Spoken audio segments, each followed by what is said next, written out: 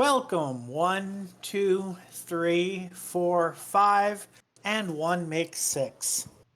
This is episode 373 of an Unearthly Podcast, streaming live on the 30th of September 2020, and featuring Snakedance, written by Christopher Bailey, and starring Peter Davison as the Doctor, Sarah Sutton as Nissa, and Janet Fielding as Tegan Jovanka. I am Bill Sylvia, the Man in Black, and I'm glad I slept in last night instead of turning my brain into jelly watching the TV. With me are Randy Ronson McCulloch. I have not been turning my brain into jelly watching the TV. I instead have been turning my brain into jelly playing Conan Exiles. I was referring to one specific event, but I know you were. Mad Matt Still, Winchell video games rot your brain. And I'm drinking ginger ale. and Thomas Fireheart. This cereal is sponsored by Sesame Street, I guess. That's one hell of a Muppet. You know, I have a comment on that later. It literally was a thought that occurred to me on a specific scene in the episode, so it'll happen during the review. So I'm going to ignore that comment right now and ask how everybody's week's been. Not too bad. Same old. Actually, I'm a little more on time this week, apparently. Apparently. I was 10 minutes late because... Well, I'm not even talking about this show. I'm talking like all week this week. I actually got my music video out on Monday. I haven't done that in months. Well, I was supposed to wake up at 8 and watch the episode, and woke up abruptly and looked at my clock thinking, well, my alarm hasn't gone off. I have plenty of time. And then saw it was 8:30 and went, oh, crap. Shit. Get up, run, get everything booted up. I was working on a paper through the afternoon, and all of a sudden I looked at the time. I'm like, oh, shit, it's 8 o'clock. Normally I start cooking dinner at 6 so that I'm done eating by 8 and have the free time. So I'm like, well, I guess I'm watching the episode while I cook my dinner. Stream, put a pizza in the oven, watch the first episode as a timer, go get my pizza perfectly cooked, come back, eat while I finish watching Doctor Who, then start setup. That's my evening. Another one of those Jack's abominations, Matt? Nope. A decent brand was actually on sale this week. I forget which one it was. No, I'm out of the Jacks now. I will say I did get to... It's funny because it just shows how limited runs are even where you can technically show movies still, because I just realized, oh, I've missed my chance to see the new Bill and Ted movie in the cinemas. Oh well. But I ended up seeing a screening of Return of the Jedi this Friday gone. So I've now seen all of the original trilogy in the cinemas now. I'm curious, which version are they showing in cinemas nowadays? It was still version? Yeah, it was still special edition. I distinguish between special edition and DVD edition, which is why I asked, because the DVD edition has the CGI job, like the scaly Jabba instead of the other one. It has Hayden Christensen. It has Tamara Morrison's voice. Oh, okay, then yes, it was that version then. So the slightly improved special edition. If you say so. I don't know. No, I still feel like each edition has gotten mostly worse. Believe me, there's other things that piss me off. It doesn't matter to me. The second they removed the end song and replaced it, it became worst ever. It doesn't matter what else. Return of the Jedi, yes. Bring back Nub Nub. I mostly watched the special edition as a kid because as a 10-year-old, the blue screen effects bothered the shit out of me. If I were to go back and watch it now, I usually try to find the original when possible. Although now that I don't have my DVDs or VHSs anymore, that might not really be an option for me. I don't know. I thought Jedi used green screen. I don't know, but there was a lot of black like both the Hoth battle scene in Empire and the Rancor scene in Jedi. lots of thick black outlines. I know the fact I remember seeing a behind the scenes of them filming the speeder bike chase on Endor, and that was in front of a green screen. Oh, okay, so maybe Well, it that's was a wise choice for that, though, because they're actually in front of a bunch of green. So maybe it was just the difference between 70s, 80s green screen versus 90s green screen. Maybe. Because they basically they basically redid all that and made it look a lot less like... Oh, no. This was a behind the scenes when Jedi first came out. This was this was a TV special. I think the thing is that it was the early days of green screen. What I mean is they did, because they also did the behind the scenes when the special edition came out, and they showed on one side was the original 80s version with lots of black outlines, and then they showed the new 90s version that looked a lot more realistic. I've never really noticed the outlines, and I saw the originals most of my life. Mm-hmm. I think you're just nitpicking, Bill. But when you see the special edition first, that's the thing that's going to stand out to you. Well, so the first one I watched as a kid was the special edition, and then I watched the original. So that's where The probably the difference is the level of CGI used. Actually, I wouldn't be surprised if they had the raw footage still, so they just re-green screened it with current technology, and they were able to trim it a little better. I do think I had seen the original because I knew what Star Wars was before I went to see it in theaters. That's something that always confuses me about my memory, because I don't remember watching the movies before then, but I knew who all the characters were. So I feel like I must have watched the movies before then. I was just too young to remember. One of my earliest memories as a baby, well, not as a baby, but as a young child, is going to see Empire in the theater. Like when it first came out in 1980. The only thing I remember before that was seeing Star Trek the Motion Picture, and I slept through half of that. Considering the fact that when did that come out? 77, 78? No, it had Star Wars came out in 77. So Motion Picture should have came out in 78? I'm trying to remember what my 79. first movie was, and I think my first 79? movie might have been Prancer. It was December of 79. Okay. So I was almost 4 years old. I remember going to see this in the theater, and for years afterwards, I swear to God, I thought the movie began with the probe abducting Ilea. Because apparently I slept through the first hour of the movie. I don't think unless you were already a fan of the show, you weren't missing all that much. I remember being so confused watching them bicker and talk about the past, and I had actually no, because even the stuff where they talk about the past wasn't actually stuff that happened in the show, so everyone was confused. And then I don't remember much about Empire, except I remembered the lightsaber fight at the end. The one between Luke and Darth Vader. But I remember that's the emotional center point of the film. But no, I remember both of those scenes watching them as a pre-5-year-old kid. Those are some of my earliest memories. This might be why I'm as fucked up as I am. All of my early memories are going to see geek movies. 1989. Yeah, I think that was my first movie in theaters. I think it was Prancer.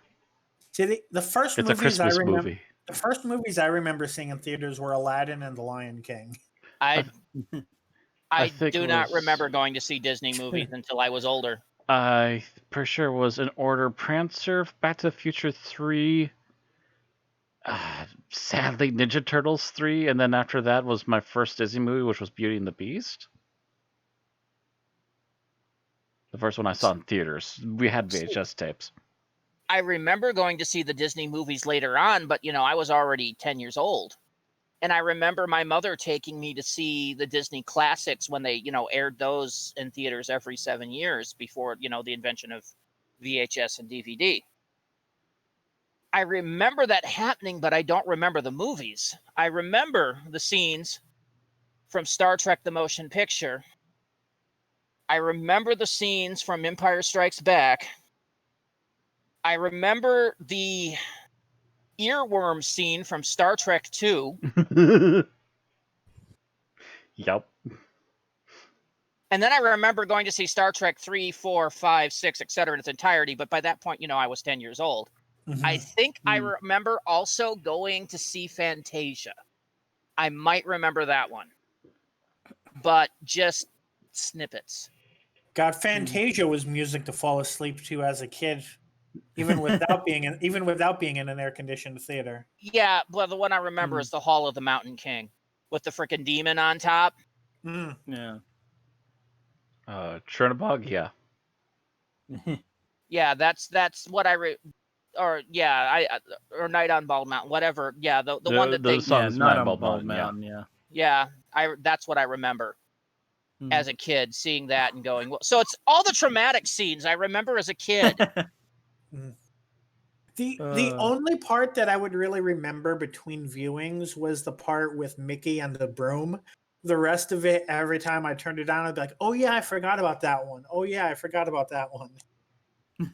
Well, I remembered Mickey and the Broom too, but I don't remember seeing it in theaters. I remember seeing that demon going, "Oh, whoa!" Gotcha. Yeah, I think Fantasia was actually technically Fantasia was a old thing by the time it released in the 90s, wasn't it? Yeah, Yeah. Fantasia was one of those that Disney did like the every 7 years. They did like every Disney classic. I remember going to go see Bambi too, and I remember being traumatized by that. So now that we've alienated everybody under 25, how about we start the show?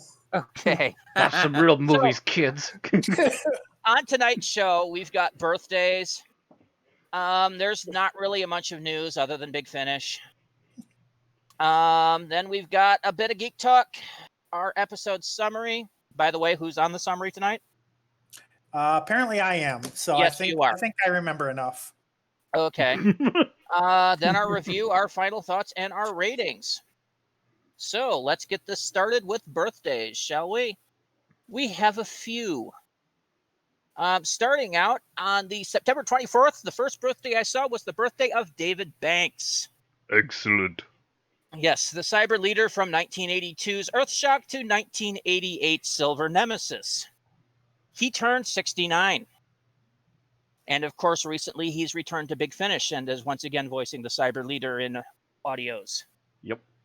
Also, the same day is the birthday of Maurice Colburn, who played Lytton of the Dalek Task Force in 1984's Resurrection of the Daleks and 1985's Attack of the Cybermen.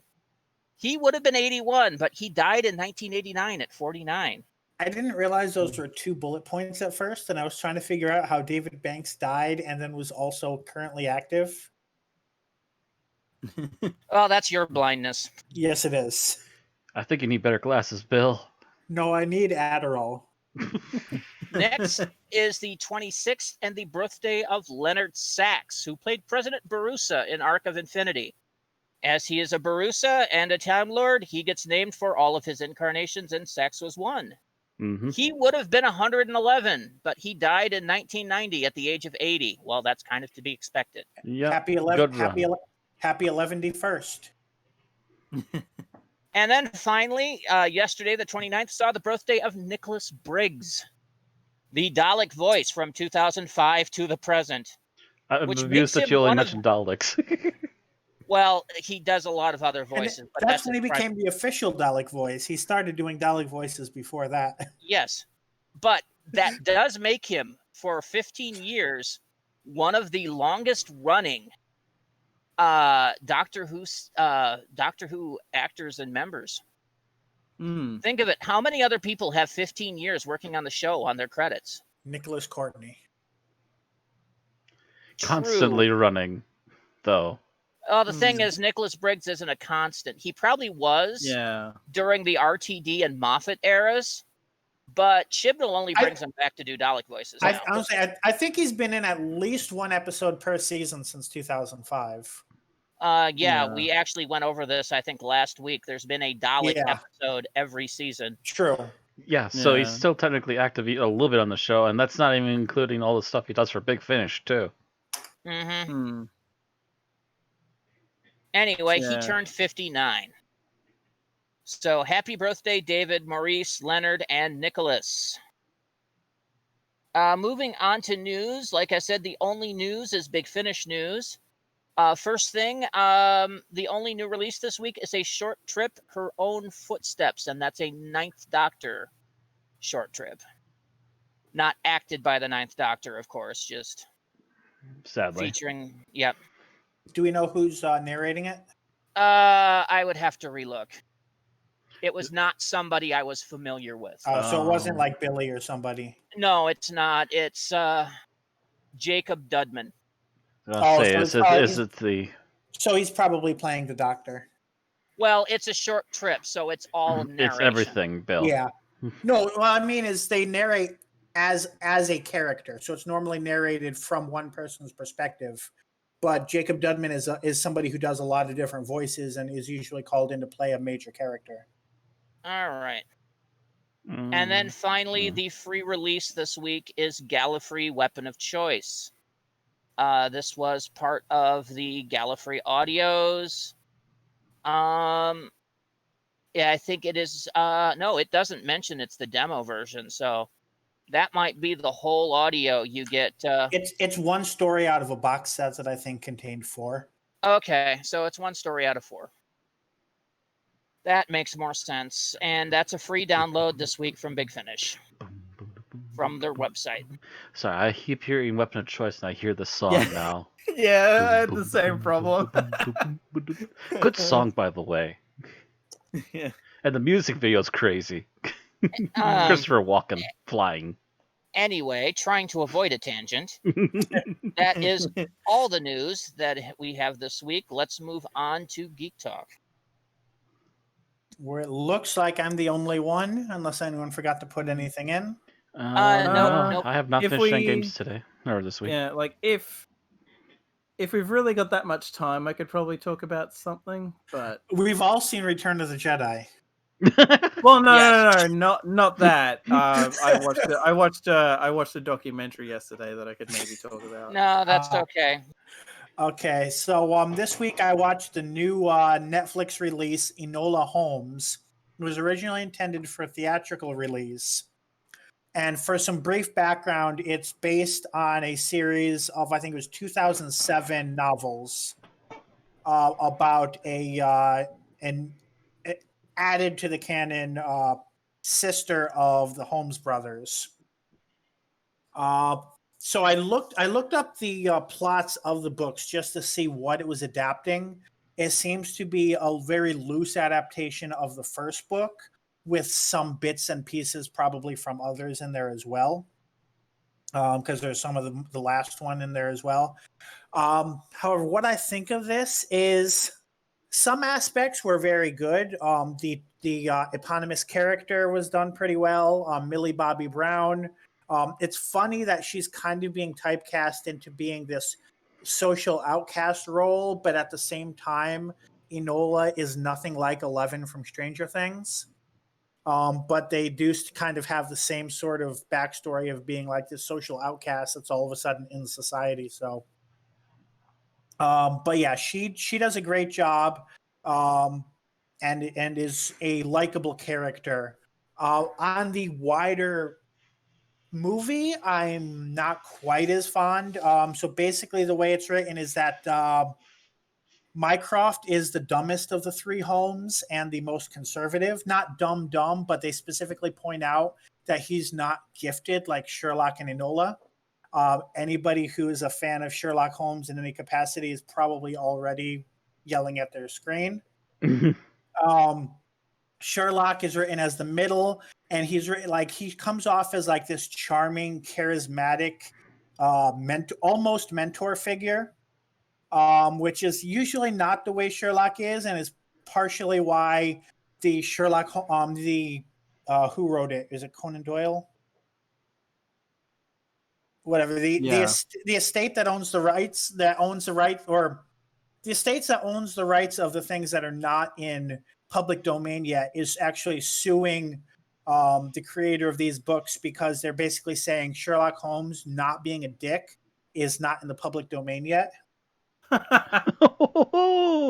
So that's like the biggest self-own ever.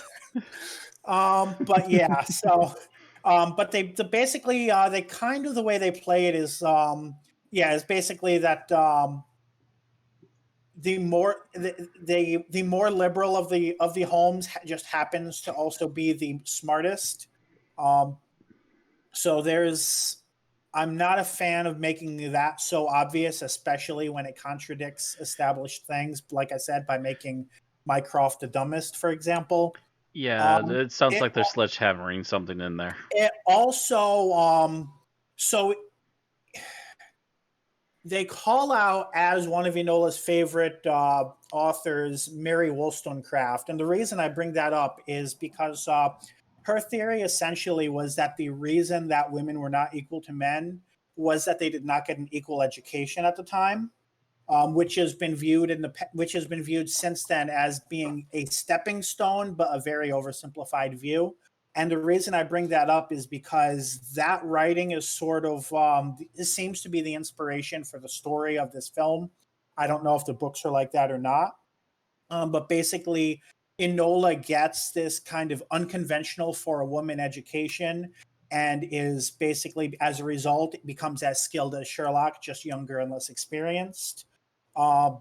And part of the reason why I think it's overly simplistic and I'm not a fan is that so a lot of movies would do something like have her and Sherlock do different things at the different times, but in the end, like they come face to face and show that they've kind of overcame the same things.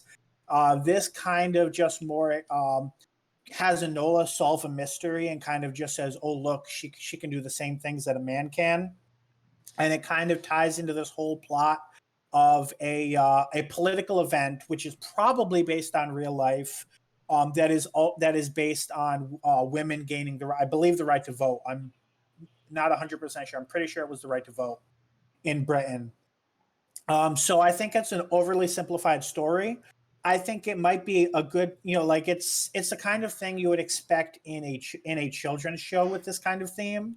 But for a film for all ages or for adults, I think it's kind of overly simplistic and could be written a lot more complex and a lot more entertaining. So, like I said, the main character is fun, but I don't think it was written all that well. Any questions or reactions? Now, your basis is watching it as an adult, Yes. not seeing it as a movie based on young adult fiction novels. Because the Enola Holmes mysteries are basically the equivalent of Nancy Drew. Okay, it's a little okay. I see now. It's Penguin Young Readers. Yeah, it's written for readers from 12 to 18. That might explain some of the ham fisting. But that, I mean, I do think that, and I do think that's part of the format as a live action film that wasn't particularly marketed as being for kids. That's how I'm judging it, as being a film for all ages or for adults. I think it would have done a lot better as being a miniseries, because it seemed like a series of short adventures that would have really fit well for 25-minute episodes, and they probably could have put more nuance in as well. If they knew that everybody was going to be sitting at home hiding from COVID, they probably would have wrote it as a bunch of miniseries to come out on Netflix. And yeah, this was written for theaters.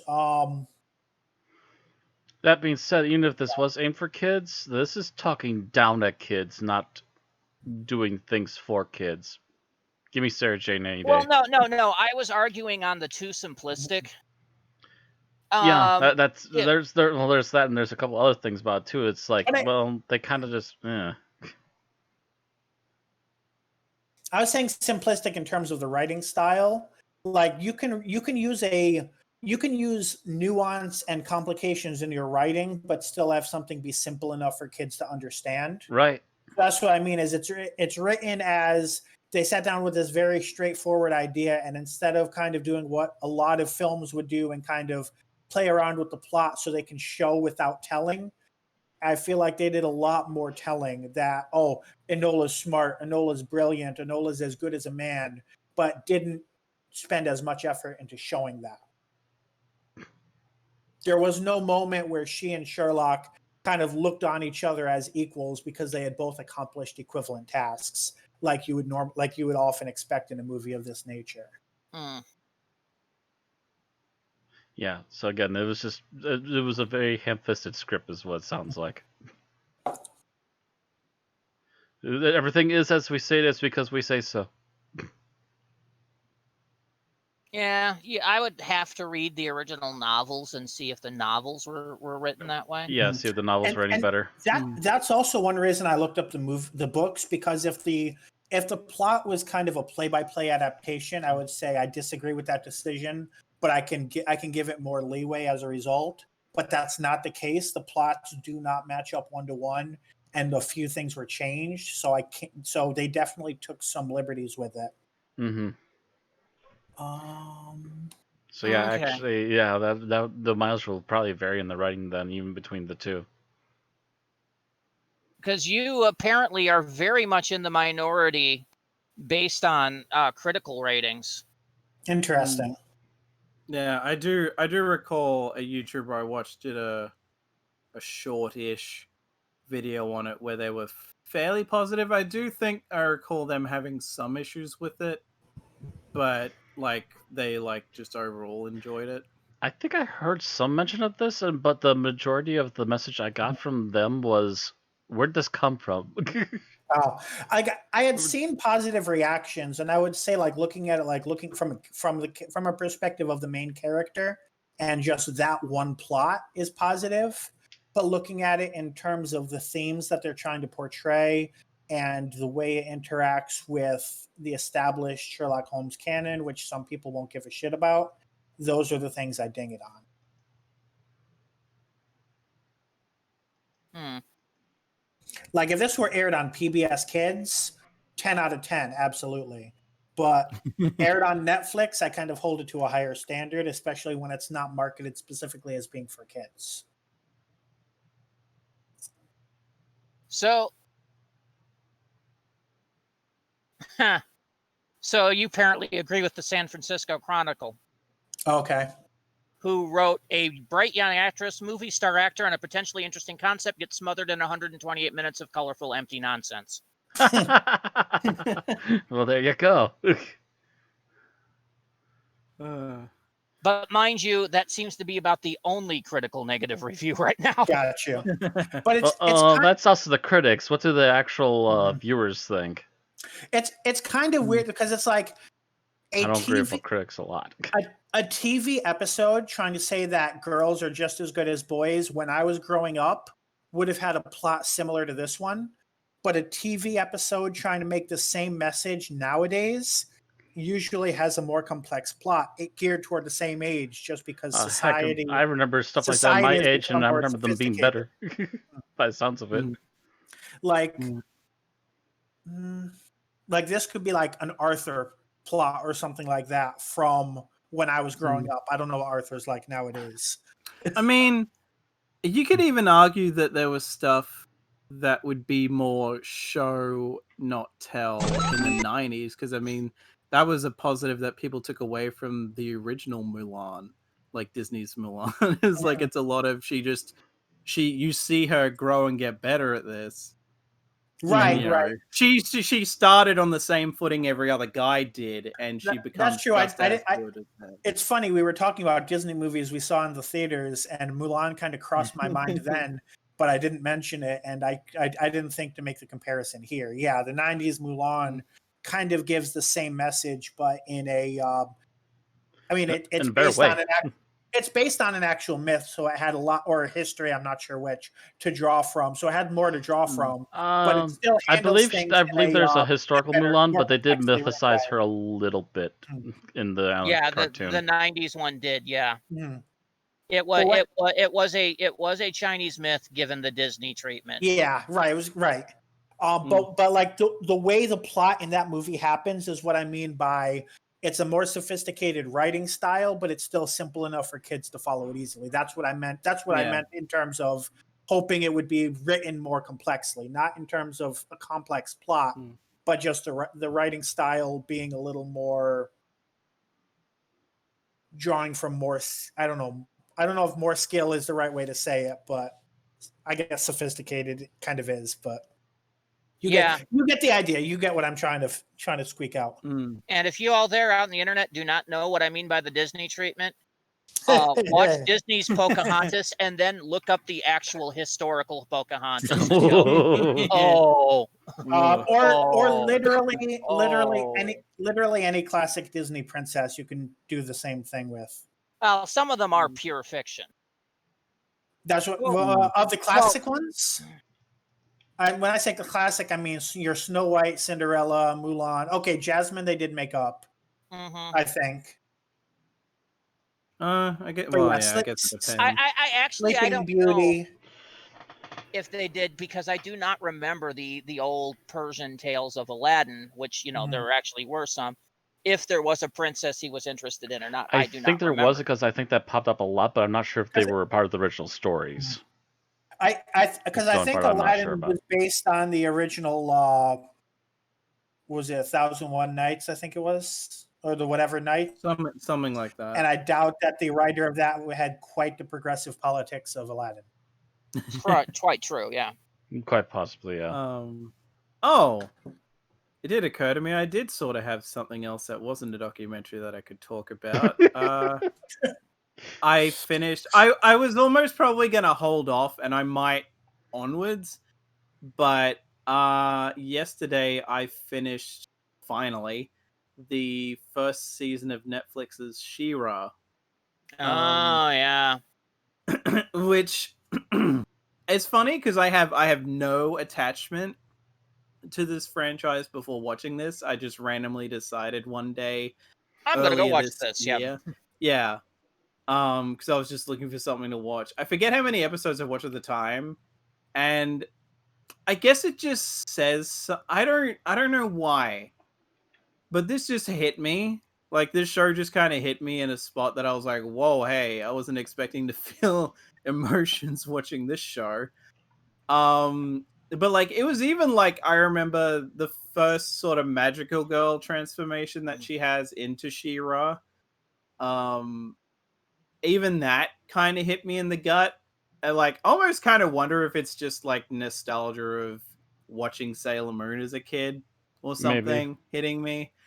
But like, there's a few other things that do, and it's just like, the further I got in, of course, it's funny because it's like, there are characters that show up that I forget if they were even in the earlier episodes, because like I'm one of those people who just gets way too easily distracted. So I watched maybe like half the season, stopped, and then like Monday, I think, just binge watched the rest of it.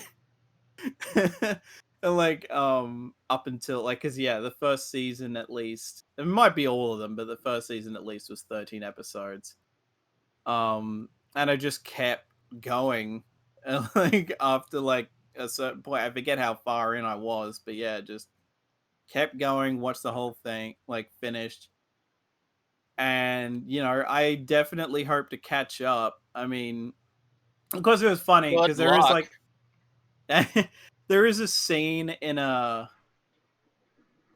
like one of the later episodes where Adora and the villain Catra are like talking in a hallway, and literally the hallway is colored so it looks like the Bi Pride flag, and I'm like, wow, this is subtle.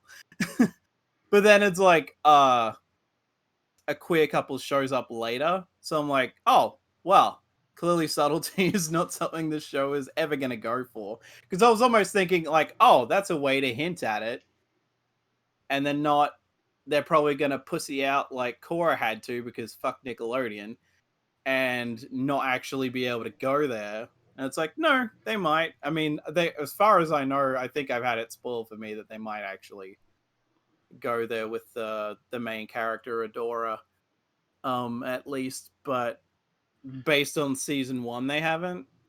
Well, there's Um, 5 seasons of it, and that's all there's going to be. Yeah, Ah. they've officially labeled it done. Okay. The characters may appear in spin-offs.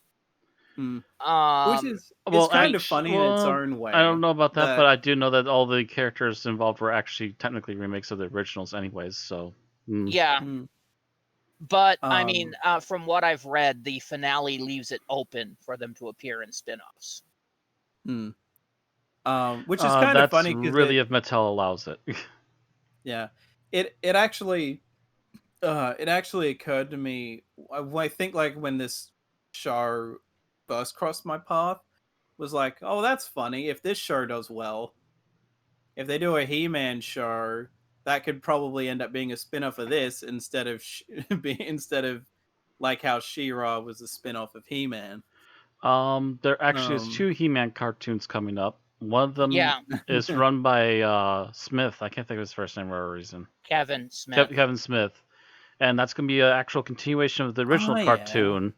And then they're also doing a CG version of the original He-Man cartoon, so it's a reboot, and it's more aimed towards modern kids-ish kind of deal. Yeah.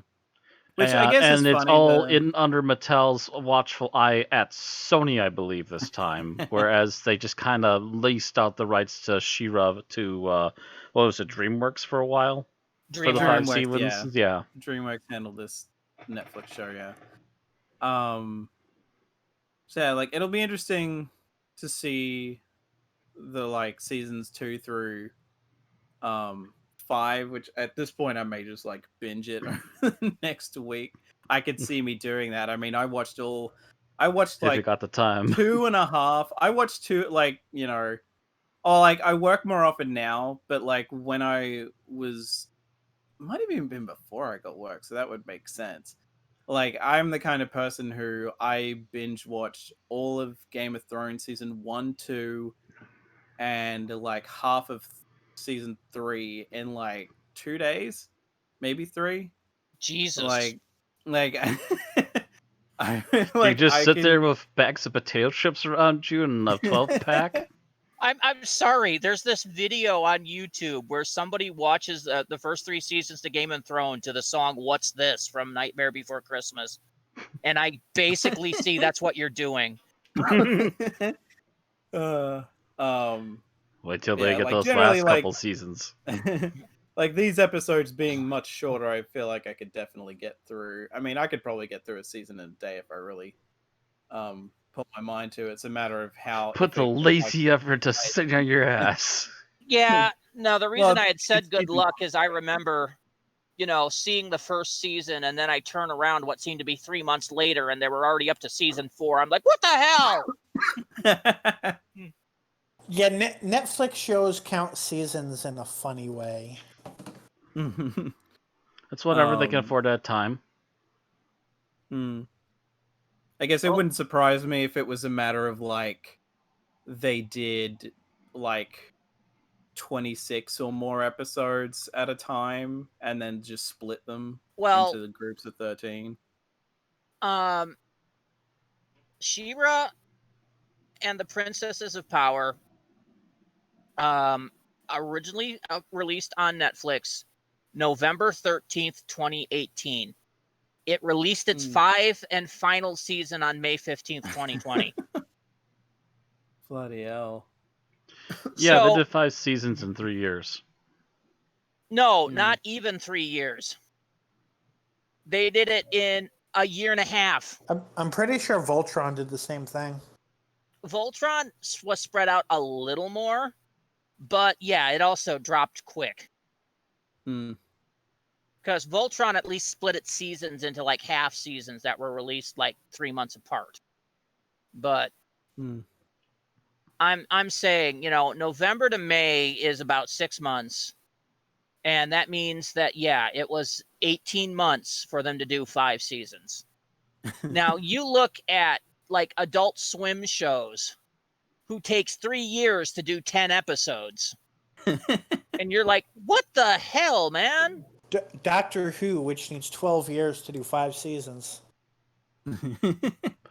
Only a cut villainy.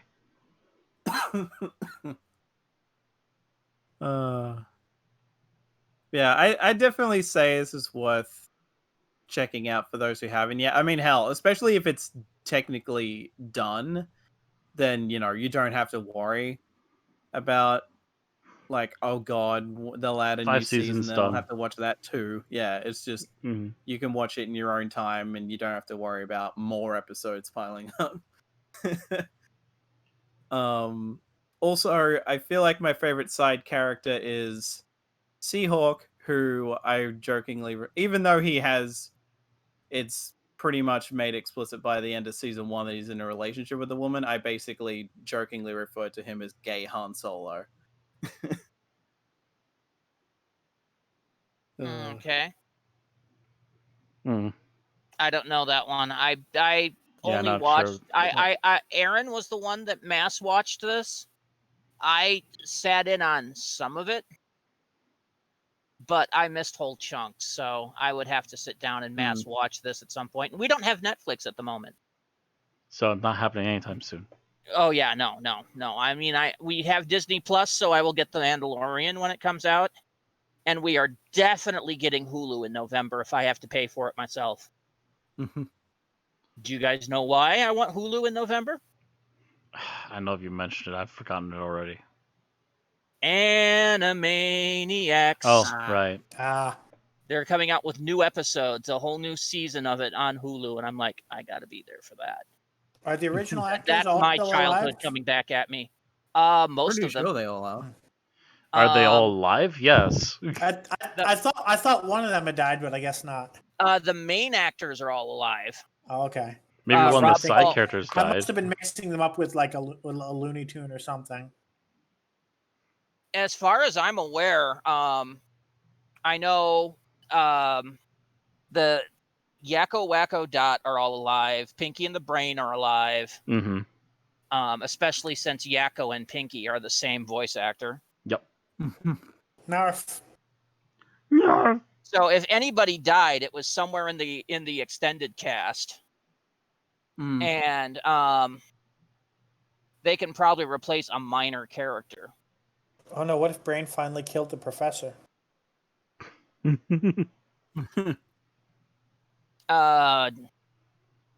Again, the same guy that does Wacko and Pinky also is the one that does Dr. Scratch and Sniff. So okay. Yeah, like say the monkeys want the actors of the main three are like between mid-50s and like late 60s. So they're getting up there, but they're not doing there okay. yet. Yeah. Oh well, so they were fairly young when Animaniacs Also- came out. Like 20s, 30s, Also, I keep in mind like the woman who did, oh my god, what's the character's name? Rocky and Bullwinkle was still going at that when she was in the 90s or something. Yeah. I mean, Sorry. a bunch of voices were voiced by Frank Welker. And when Frank Welker dies, it's going to be an animation tragedy. Yeah. Oh yeah.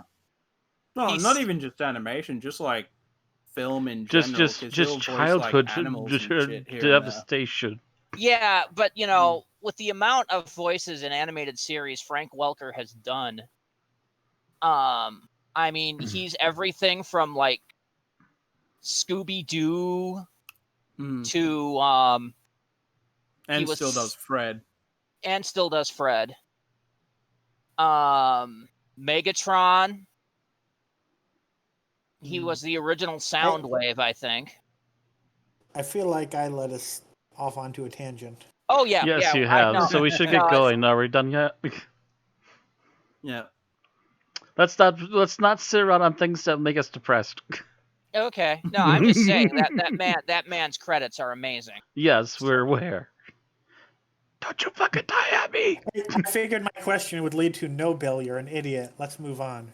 And that would be it. Well, no, I don't know if there was any minor Animaniacs actors that died, but like I said, those can be replaced. All the main ones are still going. Yeah, I don't know if any of the main ones are gone. All right. So that actually takes us to the summary. All right. So, Matt, you want to open up the stopwatch? Bill, you want to compose things in your head? Already, are you ready, Bill? All right, count me down. 3, 2, 1, go. Okay. TARDIS crew are trying to go to Earth, and I have forgotten that apparently Nyssa was allowed to change her shirt this season. So that must have been nice. They're not at Earth, but they find that they're actually at the Mara's homeworld, to which the Doctor responds, "What is this fuckery?" Pulls Tegan out of her sleep and says, "What is this fuckery?" Then hypnotizes her. Tegan says, "I don't want to go to the scary cave in the dream where the Mara is." The Doctor says, "Too bad, you're going to get possessed by the Mara, so we can figure out what the Mara is trying to make you do." At which point Tegan realizes that there is a cave that the Mara wants her to go to. So the Doctor says, "Hey, we should go to this cave." So they go there, but because of the hypnosis, Tegan is basically coming down from a bad trip the entire time that they're there. The Doctor gives her a device to stop her from turning into the Mara, but someone scares her with a snake. So she runs off, and she meets this lady who can see the future. At which point she uses the Mara uses the crystal ball to reveal herself, and kind of takes over Tegan's body. The Doctor starts investigating and finds out more about the planet that they're on. Speaking of which, I didn't mention the cold open with the locals, which happens to include a stereotypical researcher who believes that all religion is automatically bullshit and probably brags about his IQ, and stereotypical edgy teenage boy played by an adult man who thinks that he's cool because nothing interests him. So they basically tell the Doctor to fuck off. The Doctor then finds out that there is a myth of the Mara returning, and it has to do with a bunch of artifacts that the Mara is also going to get. The Doctor gets arrested in this process and locked in a cell.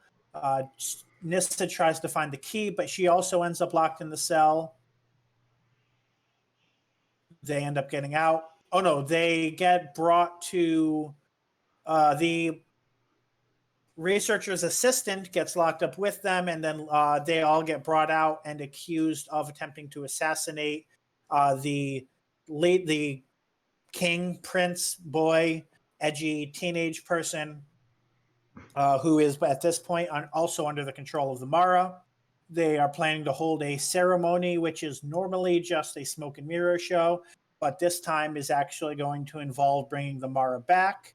The Doctor realizes that the Mara came to existence because a past society accidentally put all of their evil thoughts into a crystal that was designed to make their wishes into reality, basically saying that Satan was created by people.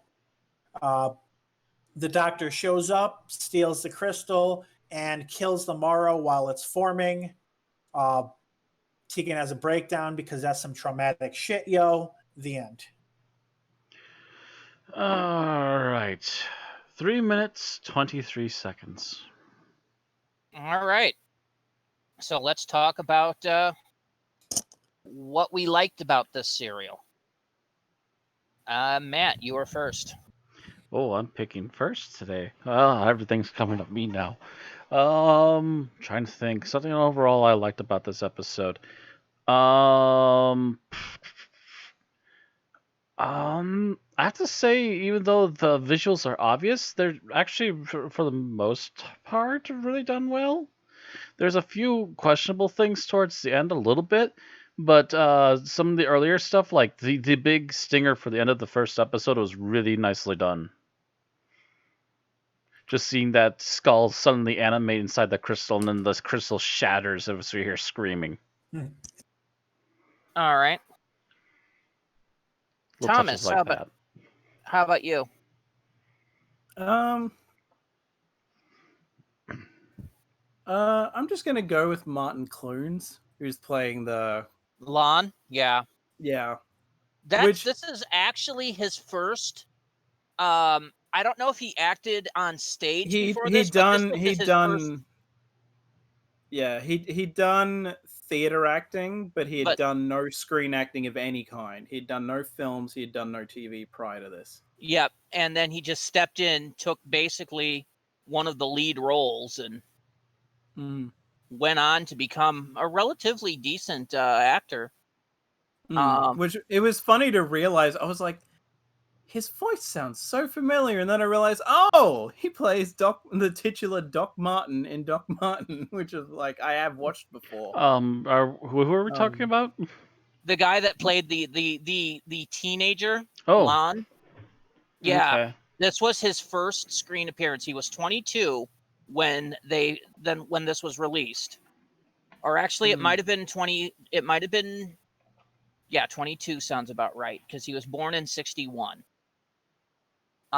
He had done some stage work, but never any screen work. And his acting has gone on to earn him an OBE, which, you know. And it's like, to me, like, honestly, that made his performance better for me after, like, watching the behind the scenes where they bring that up. And it's just like, what the fuck? He, like, adapts to this so well. And you, like, I would not have pegged him as someone who had never done acting for even at least TV. Because, which I guess the way British TV works, you could argue that it's a lot easier transition, but even then, it's still just like he's, I don't think he fucks up once. There's maybe some times where you can see his eyes darting around a little, but other than that, it's like I don't think his acting is any probably one of the problem. best I have acting some in it. problems with other things, though, maybe towards the end again. But that's another thing to bring up later. But yeah, his acting, he was a solid actor as far as I was concerned through most of that. Okay, Bill, what do you like about the serial? So I liked the way the plot was written in terms of I'm not specifically looking at the characters, but I'm looking at the way the mythology of the Mara is handled and just the intricacies involved there, and the way it handles the themes of automatically dismissing religion and things of that nature. I'm seeing that this was written by Christopher Bailey, who also wrote Kinda. Yep. So I would not be shocked if this was something where he was just like, well, after having written Kinda, I have all these ideas about this creature, this monster. Can I write another episode? And the script editor was like, sure, go ahead. Sure, Actually, we're I gonna think and you squeeze I something think in. it was the other way around. Yeah, I Okay. think Like, actually it was the it's story like, was the other oh way around where God, they asked Kinda him is more and like- more. Kinda's like really popular. It did really good. Hey, Chris, can you write another episode? I would say it Yeah. by the writing, I could not tell. It does not seem like a lazy cash in any way. It does not seem like a made for TV sequel. Yeah. It seems, if anything, like they handle themes more complex than the way Kinda does to me. From what I remember getting from the behind the scenes stuff, the writer actually prefers this to Kinda because he felt like Kinda was sort of a dry run for this, where like Yeah. See that. Kinda he was like he didn't entirely know because he had never written for TV before. Right. Whereas now he's like, okay, I have a handle on Okay. what I need to do and what doctor I'm writing for, because I mentioned it off podcast before that Kinda was originally pitched for the Tom Baker era. So it would have been like the arse end of the Tom Baker era. Yeah, it And would then had to be rewritten. I believe it was originally planned during the E-Space era. Probably. And then it got scrapped in basically in favor of the vampire one. So if this was planned for the East Space era, then that probably means he had over a year for just the character of the Mara and the concept to cook before having to sit down and write the second story, and I think that shows. Yeah, because it's like it was a matter of also just watching the show. It's like, oh, okay, now I've got a handle on who Peter Davison's doctor is, so I know understand how to Peter write Davison a little bit better. I understand these companions a little bit better. I got And a I good don't have to idea write where this for background is. I know that. Oh yeah, I don't have to write for Patrick. Yeah, that you can kind of tell that helps that he only had 2 companions to write through instead of 3. That means I can actually add another main character that's not the 3. All right. Yeah, with all the side characters there are in this, if there was a third companion, it'd be a mess. Yeah. All right. So what I liked is this was kind of an acting breakthrough for Janet Fielding, where she had got to play the Mara possessed Tegan before. It was for one scene. She basically dreams. She has the freak out in her head. She wakes up and then passes the Mara to Eris and Kinda. Here, she gets to basically be possessed for a good 2-3 episodes. Mm-hmm. And Yeah. you get to see different facets of it. You get to see the mischievous, playful one, and then the malicious one. So she gets to act. You get to see the Mara pretending to be Tegan. Mm-hmm. Yeah. I thought it actually was pretty good in the fact that it allowed her to act a range where she normally gets to be a 1 to 2 note character. I mean, which is, I guess, is kind of fitting because I think these two, Kinder and Snakedance, are two that she actually. I feel like she shits on her acting from her run a lot, but these are two stories where I think she actively does, or at least does not shit on her own acting. The two that she actively shines through a bit more. Okay, so what did we not like about the serial? And Matt, you're first. Oh boy. Choose one. I question yet again. I think we had something similar to this. The bit where we have a decent looking prop that's okay, I guess, from some angles, but then we have to add this really bad CG with the face and the mouth.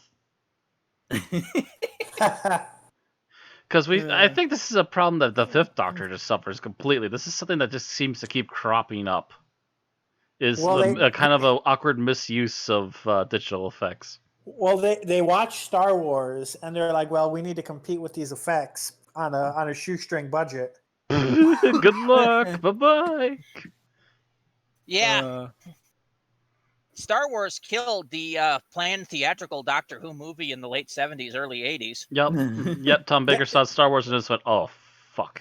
We can't compete with that. The fact that, and ironically, we mentioned the Star Trek TMP earlier, but the fact that Star Trek was in on it and they were kind of, Doctor Who's contemporary probably didn't help them in terms of feeling the pressure to compete.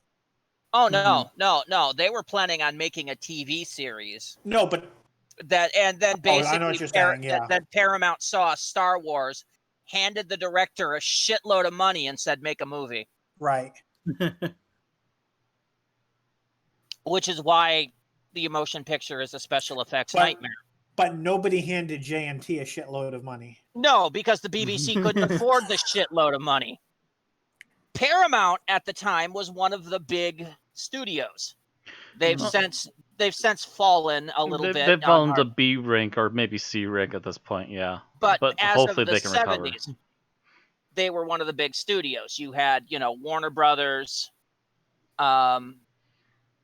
You had, who was it at that point? You had Warner Brothers, Paramount, Universal. Paramount, Universal. We're going off on a tangent again. I know we are, but they had money. The BBC never had any money other than what they were given through the British government at the time.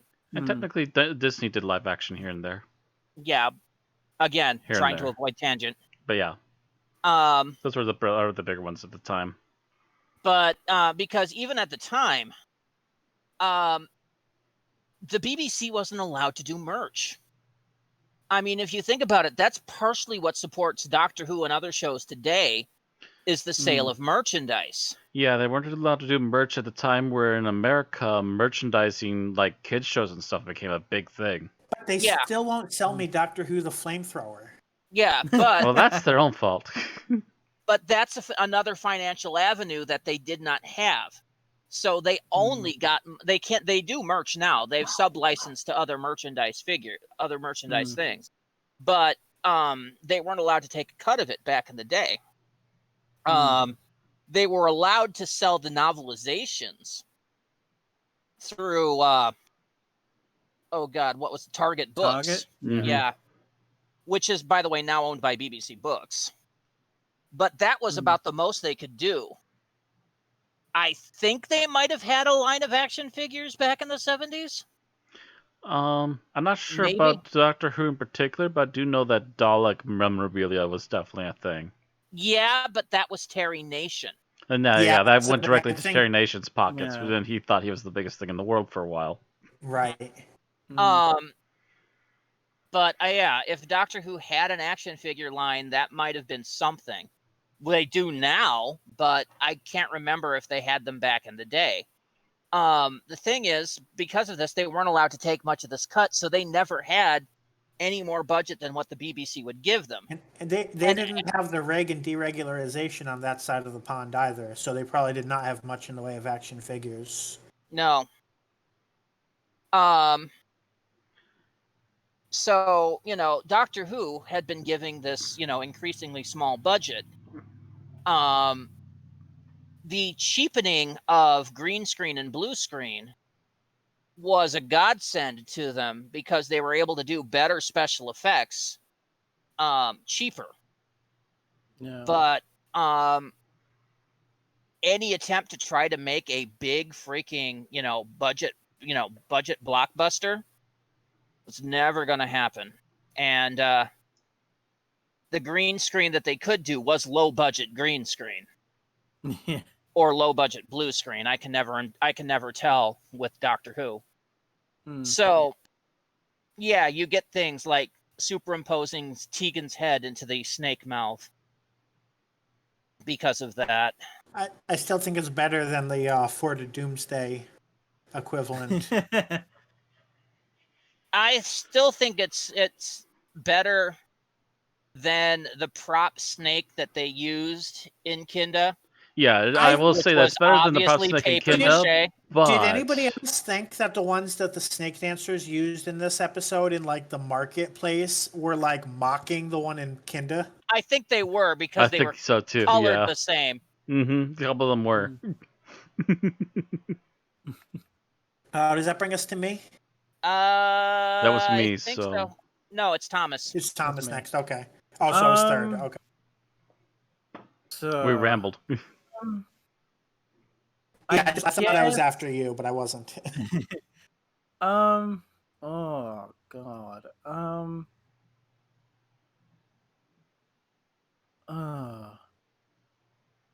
I guess just kind of the Doctor's attitude at first, because like Bill kind of mocked it in his summary, but the Doctor basically just like poking the bear. It's like, what are you doing? Well, he kind of needs to poke the bear because this was going to happen whether he did something or not. Is the general Just feel like I he got could- from the yeah. plot. Still, it's just kind of like, oh, I'm just, this could probably end really badly, but I'm just gonna, essentially allow the Mara to come out.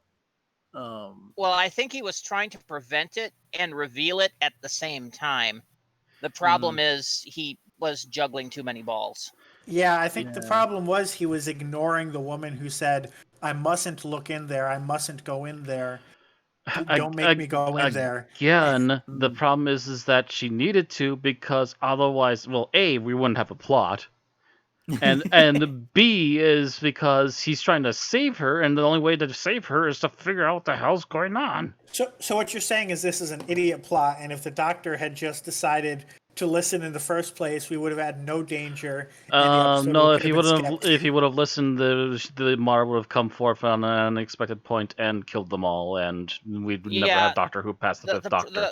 The problem is that the Mara was already affecting Tegan's subconscious. Yes, the problem is that they need to do something, even if it does sound like a bad idea. They had no other alternatives.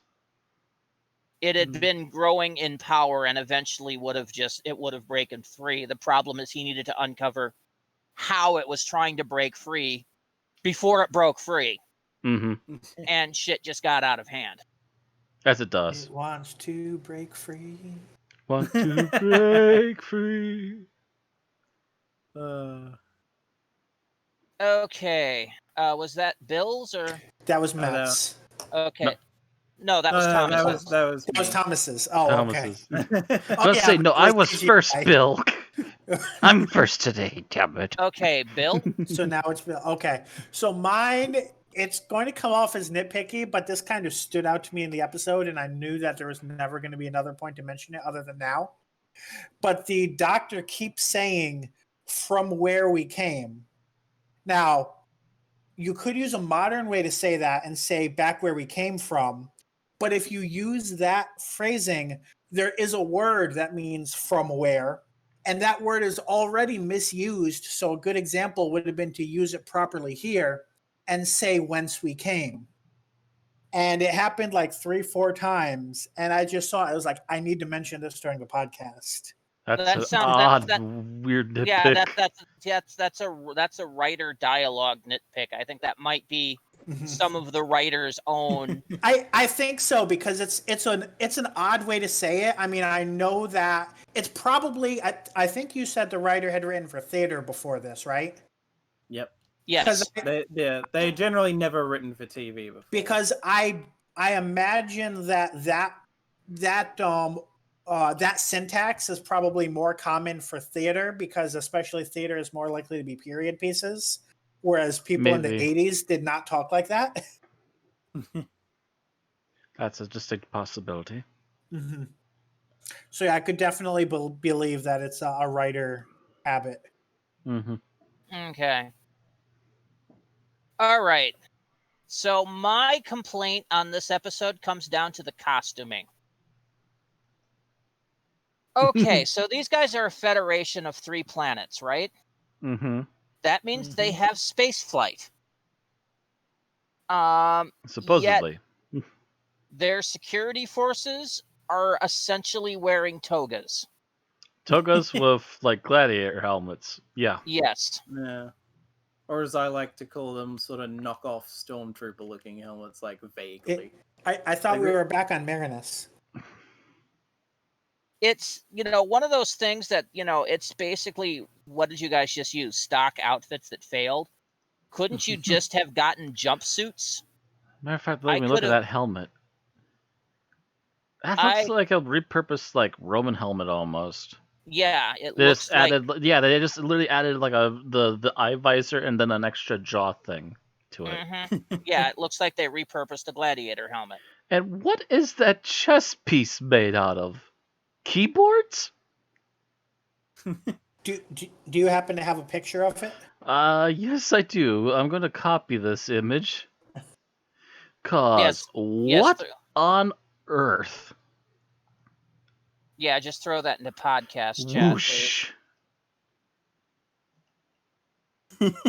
What is that thing on his chest?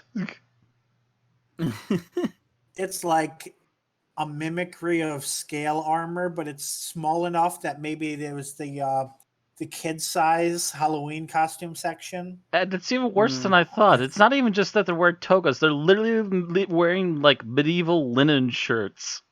And their weapons of choice are swords. Yep. Oh, matter of fact, I saw a close-up of their swords, too. Let me look that up again. That was like a little bit up.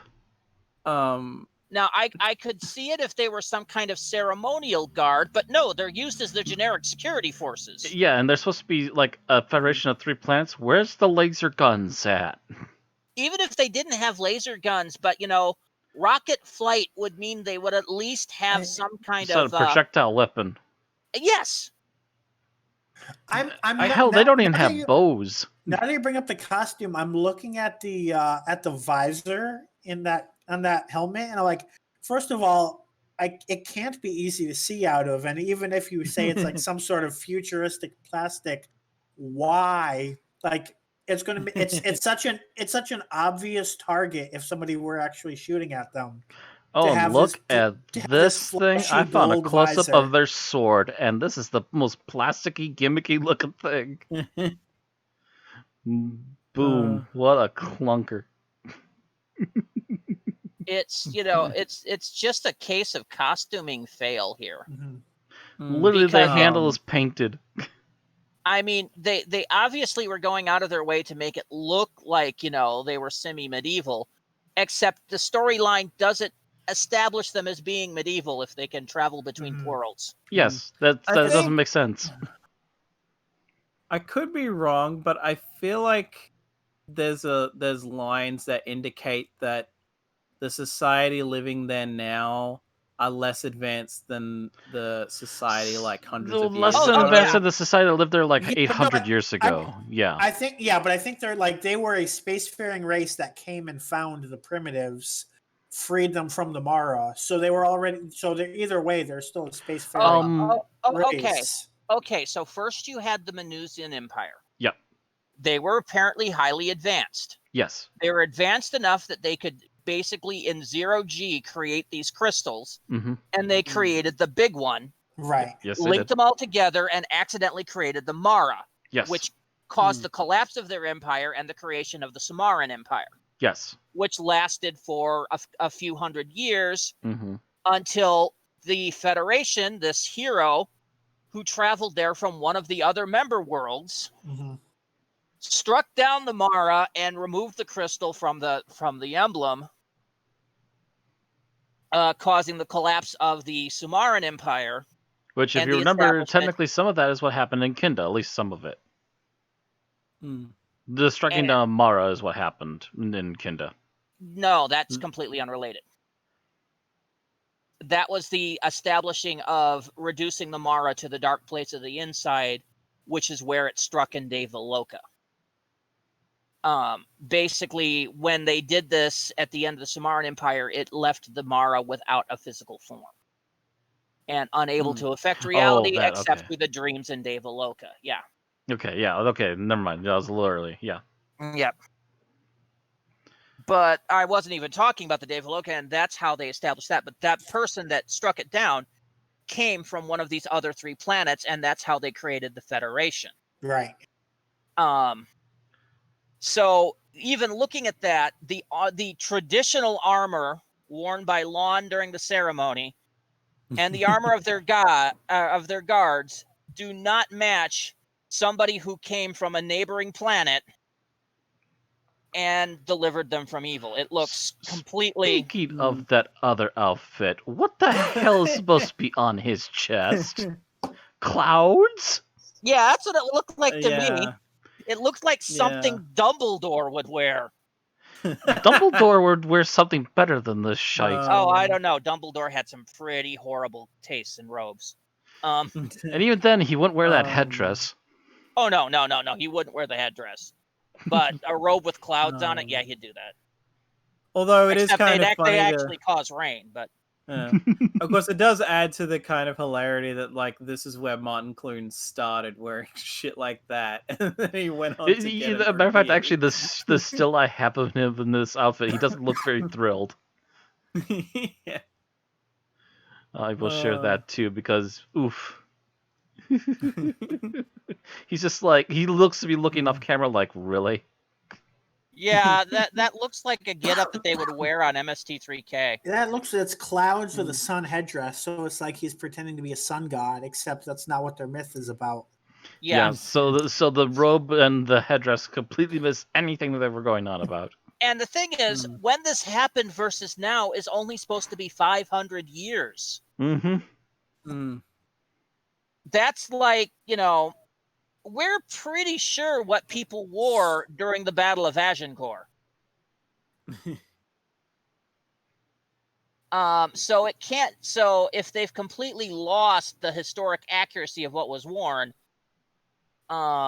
yeah. Yeah, we're pretty actually historically accurate on stuff that people wore 1,000 years ago. How on earth did they lose this so quickly?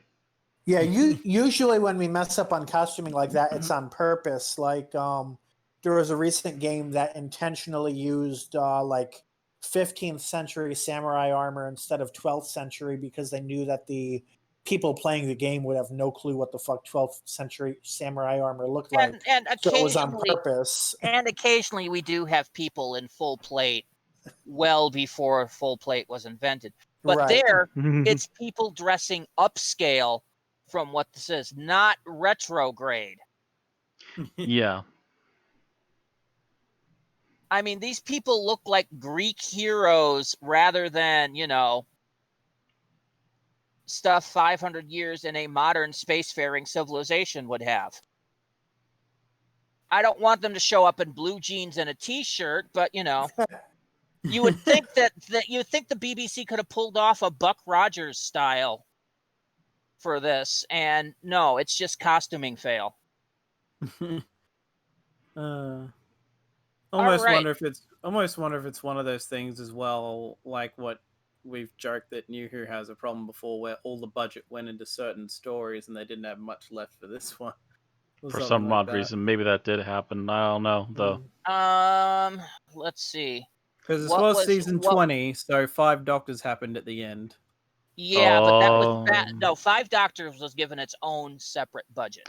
Oh, that's right. Yeah, 5 Doctors technically was given a separate budget because they almost acted like it was a TV movie. Yeah, it was deliberately set up to be an anniversary special, and the BBC did recognize that. But let's see. It did have the Black Guardian trilogy that came right after this. Oh, if it came right after this in the first season, then yeah, that's probably where the majority of that budget went. And Arc of Infinity before it, which had the Omega and the weird chicken thing. That kind of, sort of, but and Amsterdam filming. So that was like their first. Oh, they're like their first out of country filming. So that probably might cost a pretty penny too. Yeah. Yeah. So maybe. Okay. So there's a couple things that might benefit to that. Oh, I muted myself. They also let Nyssa and Tegan change out of their old shirts, so that doubled the costuming budget. Yep. Although I think they would continue in these new costumes through the end of their runs. Pretty much. Slowly taking off layers, as I recall. Tegan, yes. Yeah, Tegan changes again, but this is the same outfit she showed up in Arc of Infinity. Yeah. I don't think Nyssa stays in this outfit very long either. I think she continues in this outfit through the Guardian trilogy at least, and doesn't change. Well, maybe slight alterations there, and when something. I think she changes outfit again in 5 Doctors, but. Yeah, that sounds about right. Then Nyssa, I think, stays in this, and then drops a few pieces in Terminus. Yeah, Nyssa just starts dropping pieces here and there until it's down to what she ends with. So thank you. She did that specifically as a thank you to the as a little fan service thank you to the fanboys. She's admitted that on like behind the scenes. Oh, really? All right, so let's go with favorite scenes, Matt. Favorite scenes. I have to say, one of the ones I liked the most. Gosh, there's 2 of them actually that stand out really quickly, but I'm going to go with the Doctor doing the snake dance. That was actually a really interesting moment. Yeah, if I had managed to watch this earlier, like I had originally planned to, and got distracted, an idea for an opening bump for you, Matt. Oh. Is the Doctor, getting bitten by that snake, and dubbing over it would have been the "I must not fear. Fear is the mind." Oh, I was thinking about that too, just as we were like doing setup. That came to my mind as I was watching it too, but I knew that like Matt was not going to be putting together an opening 30 minutes before the podcast. Yeah, so we all had that same idea. We just had it too late. Yeah, we all had the idea, but we all had it way too late to do it. Honestly, as you started describing that, I almost thought you're going to go into something of playing music over it where it sounds like he's going through a drug trip. Yeah, there was that too. My other alteration to that would have been Double Vision. No, what was it? The one I quoted at the end of last week's show. I'm not the one who's so far away when I feel the snake bite enter my veins. Yeah, that one. I don't remember who did that song, but yeah. That sounds like Alice Cooper lyrics, but I could be wrong. Alice Cooper, no. I want to say that was Metallica, but I don't think so at the same time. I don't even know the name of the song. I just hear it on the radio.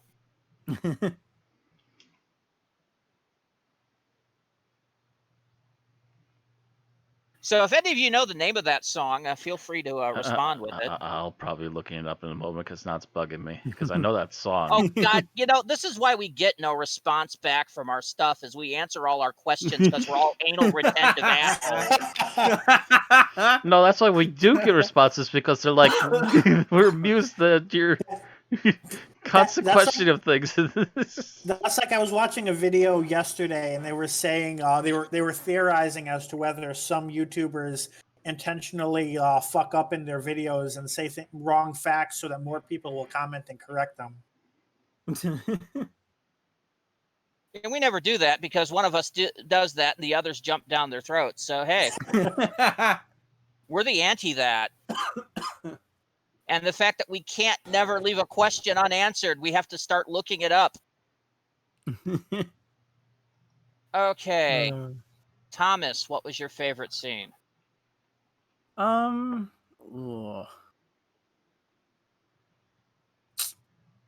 I think just because it's a nice moment, I'm going to go with. I feel like there's two different conversations they have similarly, so it's one of the two. But one of the conversations between Lon and his mother. Just because those are kind of nice scenes where it's like at first they're kind of or after he's possessed. Before. Okay.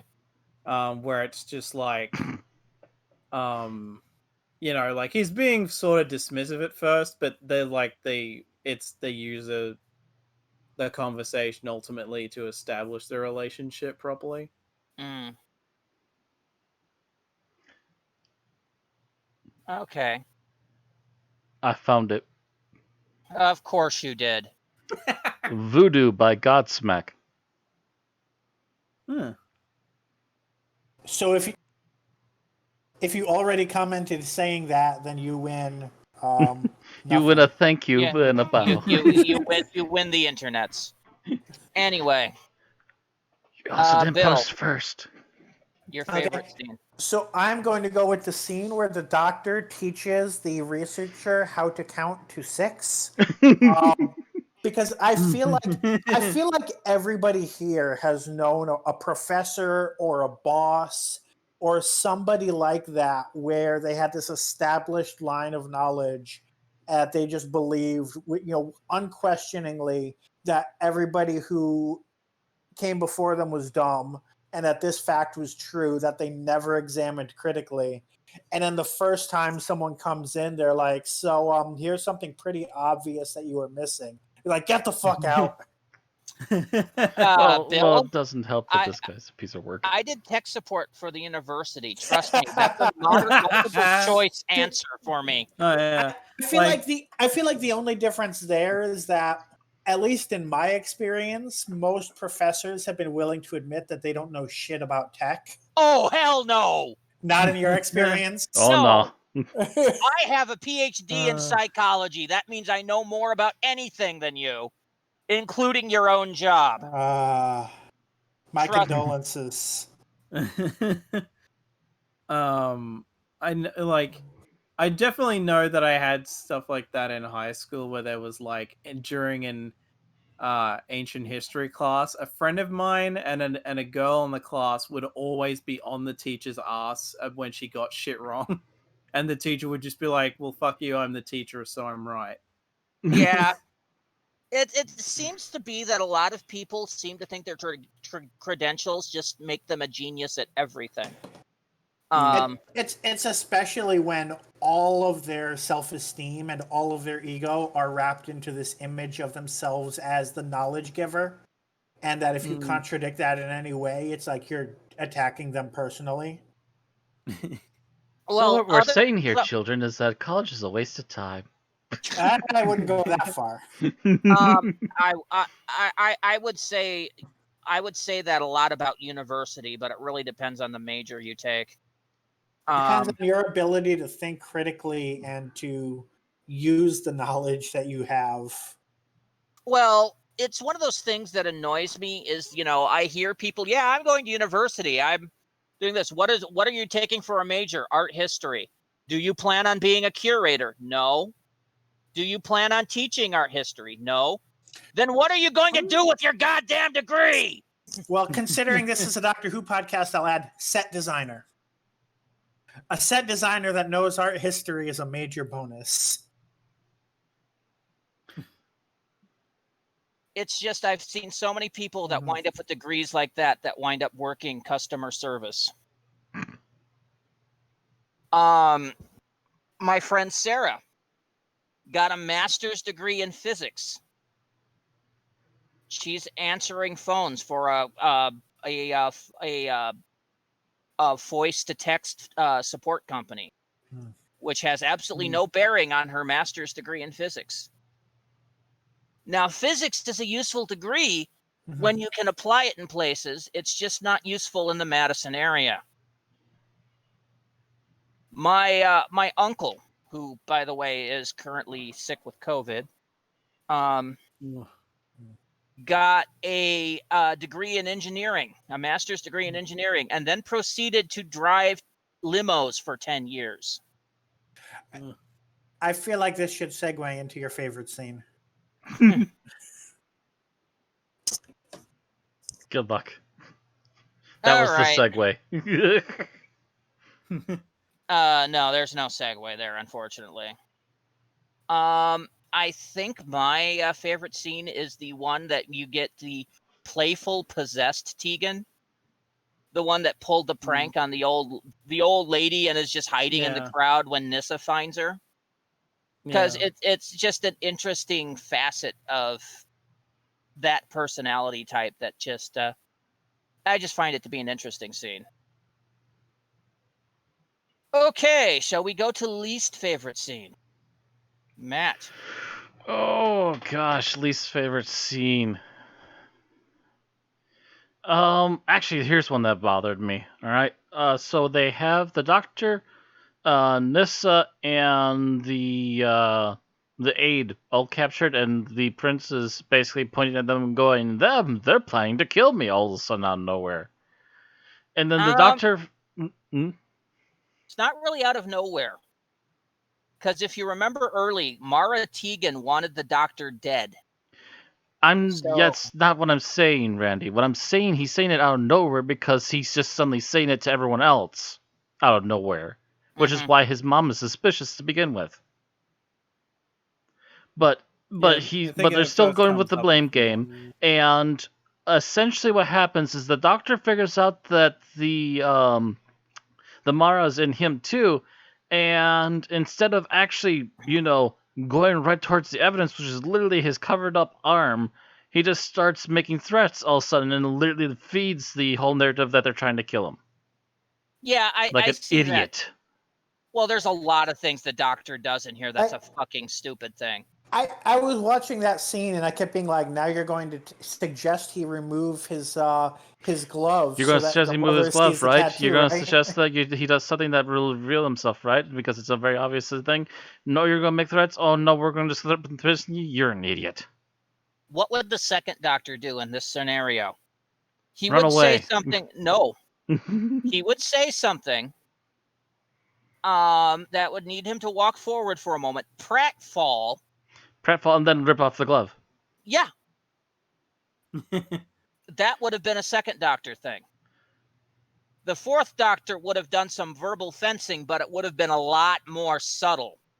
Third Doctor probably would have just yanked the glove off. The third Doctor would have probably made him freeze on the spot and yank off the glove and then still be proven right. I was going to say that the fifth Doctor handled this as if he were the third Doctor, but the fifth Doctor doesn't have the gumption of the third Doctor. No. Yes. Because Pertwee would have walked over and pulled off the glove and been like, see? Yeah, Pertwee would have immediately jumped the kid, ripped off the glove, and went, aha, and held up his arm. Possibly judo fought off throwing the everyone in the else process. around, Oh, yeah, and he was also fending off the guards in the process. Guards with swords versus Pertwee? Yeah, it's just going to be, hi-ya! And everyone just starts flying up the hallway. Hiya! And those guards would have been on the floor. But yeah, there's it's just such a blatant thing. That's just a huge face palm. I have one other that I'd like to talk about, but I'm going to wait since there's people in front of me in line. Yep, wait for it. We'll I see. will also just kind of piggyback off of this because this was kind of my go-to, so I'm just going to piggyback off it because I don't think I can think of a replacement. Okay. And my issue with it is something that even the writer kind of brought up, where it's kind of it's kind of a forced cliffhanger, because like as soon as it comes back at the start of the next episode, the mom comes out and is like, you don't have to kill them, just like arrest them or whatever. And it's like so it's like immediately it's just like, oh my god, what's going to happen? And this is screaming, and then we come back and it's like, oh, okay, that was dealt with quite easily. Oh, so the scene a little bit before then, yeah. Okay, Bill, how about you? Okay, Bill. Oh.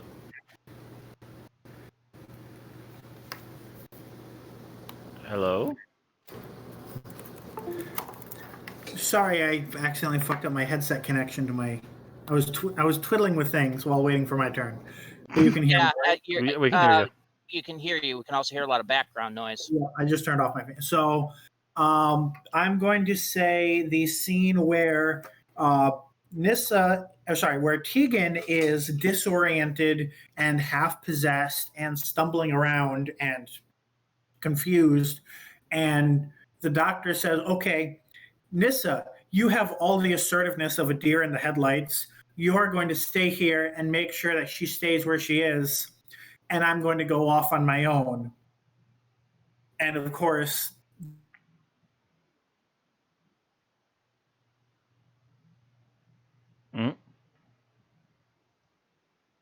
Uh-oh. Come on.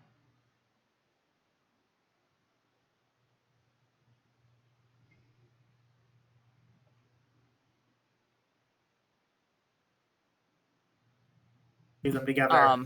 Case in point, may I? The first of the two I was going to use. I'm going to go convince the director of what's going on. And he bursts into a dinner party raving like a maniac. Yeah. And instead of explaining it in a rational, calm manner, he's just he sounds like one of the Ghostbusters when they discover that Zool's behind it. Or the guy in Monty Python when King Arthur grabs him and he's all, help, I'm being repressed. Well, he's not. He's that one. He's responding to that. The doctor is just.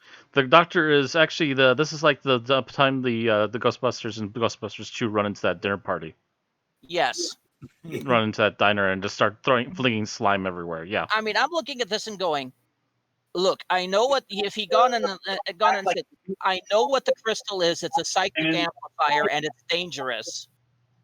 That would have been one thing, but instead he starts quoting the book and sounding like he's a madman, feeding the guy's delusion that he's a madman. Yep. That was one of the doctor's stupid things. It's until about the Snakedance scene, about everything the doctor did was not smart. Or no, pretty much from the point he's put in jail. So about the first 2 episodes, the doctor's just acting like a fucking moron. He has to provoke the bear because he's forced to, and then everything from there just kind of starts falling over. Yeah. Mm-hmm. You all right with that, Bill, or because we are hearing a lot of background from you? Let's see if it would start working. Which I think it did. There we go. That sounds good. Yeah, that's better. Now stop twiddling with things. So, the scene that I wanted to bring up, I mentioned at the very beginning of the show, is the fact that there's the scene where Lon and the director goes out and they're in the marketplace and they watch what is obviously a Punch and Judy show. Oh, yeah. That is such a cultural thing that it should not be seen on Manusa. Not It would unless be these people Do- were what- originally from Earth and do Britain you, in particular. do you want to explain what that is? what a Punch and Judy show is. Yeah. It is a particularly it's a basically you the se- puppet show, which basically goes for shock, violence, humor. But it's the equivalent of going to another planet and basically watching as their kids settle down in front of the TV to watch Sesame Street. To be fair, I think they do explicitly call out that these people are actually supposed to be humans instead of just aliens who look like humans. They do not. No, not in this story. They do not. Could have In sworn there was a line that referred to it that way. Nope. No. I thought that the humans, some of the guys with advanced equipment from Akinda were from Earth. Yes, but they were. that was a bit of a maybe. That was the Marshal and his crew were from Earth, but in this one they never mention anything. They only mention the 3 planets. So they mention that they mention, the 3-planet Federation, which does not include Earth. Oh no, I mean like this is sort of like humans who left Earth like God knows how long ago and have settled other planets. That's nothing they mentioned in this episode. They never mentioned that particular, and if it's true, it definitely doesn't explain the costume fail. I think you might be mixing up. They mentioned that they compare the gravity and the atmosphere to Earth. Yeah, I don't know if that's what you heard and misheard. They mentioned the gravity, if and atmosphere anything, being Earth-like. Yes. Yeah. If anything, what might have thrown me off is the line about the crystals being man-made. It's like, well, usually when you say man-made, you mean human. So yeah, no, they didn't. No, they meant man-made as in artificial, not man-made as in made by humans. The Doctor wasn't politically correct in the 80s. Yeah. Yeah, you're if you're looking for because they also call human kindness a few times, and they're referring to it. It's one of those things where human is a generic term meaning any bipedal humanoids that look something like an Earthling.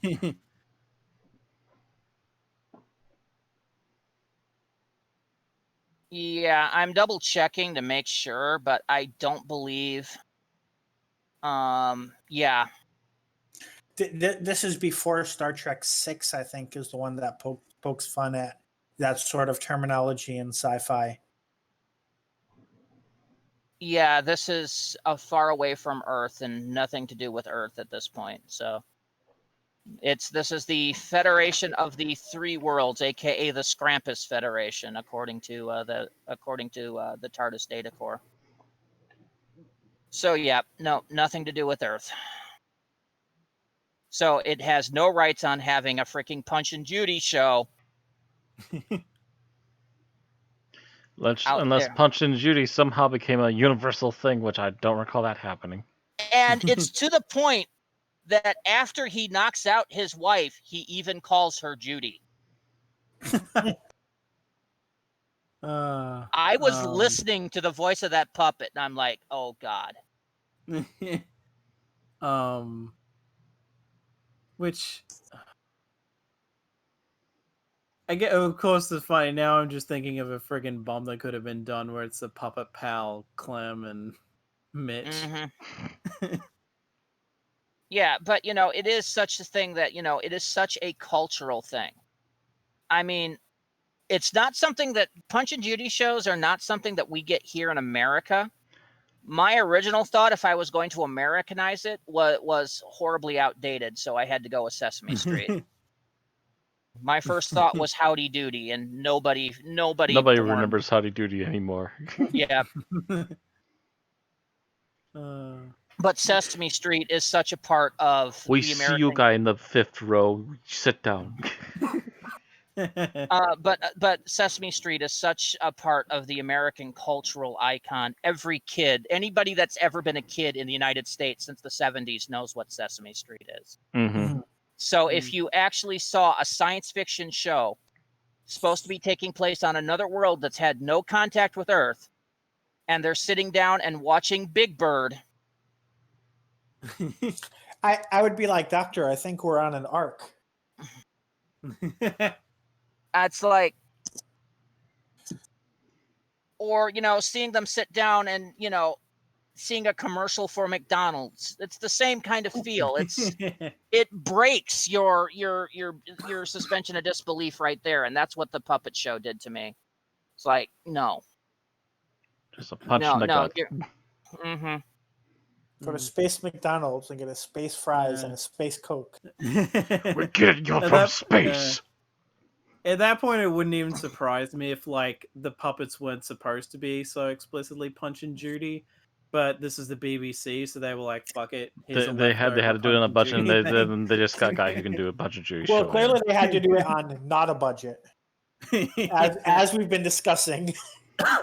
Yeah. On a budget still means no budget, Bill. Okay. So let's go to your summaries, Matt. Okay. Overall, I think this is a really good episode for the development of the Nara and the development of the three worlds and all this other background stuff that they came up with. This is actually really good development for that. However, there are some issues with the Doctor's actions in the first half or so. If they're not forced, then they're stupid. It's one of the two. And then he finally starts coming up with better ideas by the second half of the story. And I would also argue that, sadly, some of the effects in the last episode, and as well as some of the costuming, suddenly just starts was already kind of threadbare at points, but then just unravels completely. All right. Anything else? Other than that, I always remember the first episode. That one that's always stuck with me, but I can never remember how this episode ends. I've seen this one at least 2 or 3 times now, as of this last viewing. So yeah. Anyways, that's about all I can say about that. All right, Thomas. This was interesting to me when I watched it last week, I think, because, like, I can even recall that my opinion of Kinder is very high, mostly based on, like, there's issues with it aside, is more so this is so unlike anything Doctor Who had ever done and has ever done since. And Mythos by that was hard point, to do. it's one of those things where it's hard. I feel like this doesn't even touch Kinder, but it's kind of unfair to judge based on the fact that this is more, even if it's not entirely traditional classic Who, it's like a lot closer to it than Kinder was. So it's, it's kind of hard to to compare the two when one is so astronomically different from what Doctor Who normally does. But issues we had with it aside, I honestly really enjoy the hell out of this, and I do think that if it nothing else, I feel like this is a worthy sequel to Kinder. Although, in a way, I'm almost kind of glad that it kind of perma-killed. Oh, at least I don't know if Big Finish has done anything with the Mara. I think Big Finish has done a sequel. At least, yeah, at the very least, the show hasn't really touched on the Mara again, because this feels like if we'd done maybe another pass, who knows how the quality might have dipped, especially since these are the only two. Funnily enough, this is apparently the last story that this guy ever wrote for television, period, I think. Because he was commissioned to write another Doctor Who story, and it just kind of fell apart, and he wasn't happy with it, and so they just decided not to go Apparently, through with Big that Finish story. adapted it. Yeah. That's right. Because that's how they did the third one. Is that they or was it? No, it wasn't Akinda, but it was something else. But yeah, they did adapt his other There story. was another Fifth Doctor story, but not about the Mara. Yeah. So no, the Mara has not been touched in audio. Oh. They did bit in books, but never on audio. It was mentioned a couple of times, but never actually there. And you're right. This is the last thing that Christopher Bailey wrote for television, according to IMDb. Yeah. It's like at that point, I think he sort of retreated back to the safety of theater. Because it was like, this is something that I know I can handle better than TV. So, or like that he felt, possibly that he felt TV was too restrictive, or maybe wasn't restrictive enough in some cases. Whereas maybe the TV just is. couldn't do his work justice is a possibility too. Maybe he just had a better mind to wrap around how you could do it on stage. Yeah. Yeah, I would absolutely recommend people give this a shot, and even possibly if you haven't already seen Kinder, what I wanted to do but never ended up doing was watching them back to back.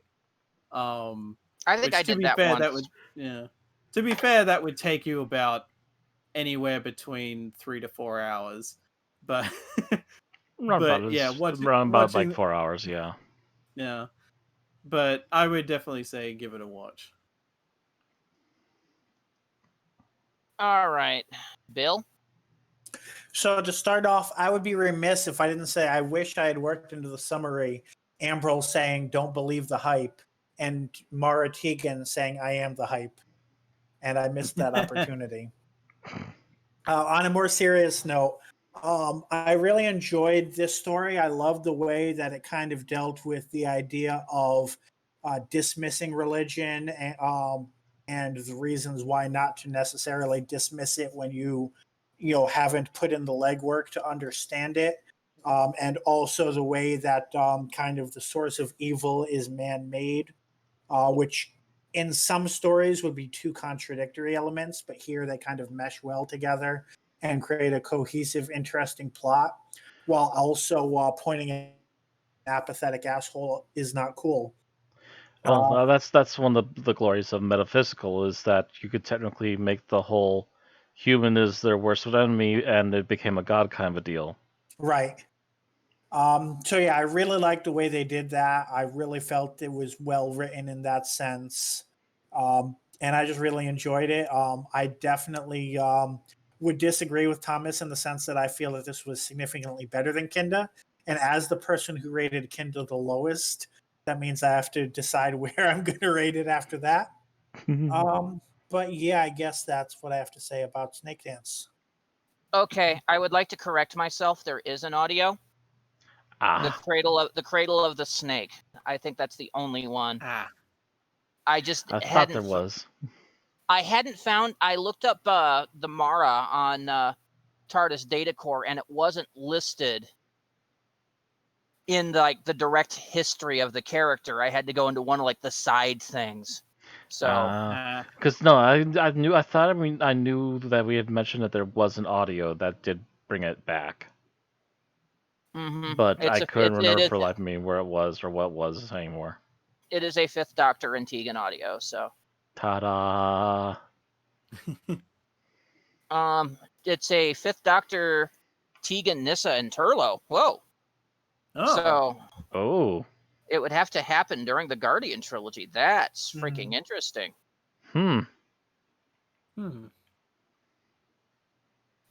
Anyway. Oh no, it says they had been reunited with Nyssa. Oh, okay. So this might be adult Nyssa. Okay. I'd have to see because it's apparently part of a chain.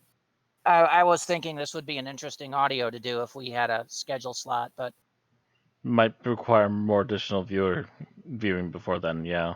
At least they can't fuck up the visuals on the snake because there aren't any. Yeah. Anyway, so I do unlike the writer, I do think that this work is inferior to Kinda. Kinda has such a surreal aspect to it. It's almost impossible to beat. It is, like Thomas said, literally something Doctor Who has never done before and could never do again. It makes it very unique. And while this is a successor, I believe this one had some problems, mostly through production. I think trying to get the writer's vision onto the screen had some failing aspects. Costuming and special effects, I think, failed to do the story justice. Acting, however, is very good, especially by some newcomers to the screen, and that holds up well. And some of the writing fails, particularly characterizations of the Doctor doing something stupid where he shouldn't, results in a lower quality show than what you'd normally expect. So, while I think I was one of the high ratings for Kinda, this one's not going to be. I was the only person in this room that did not give Kinda a 5. Tim only gave it a 4.5, so you Right. were still lower than Tim, but I Tim was wasn't lower than mentioning him us. because he's not in the room right now, but yeah. Yeah, true.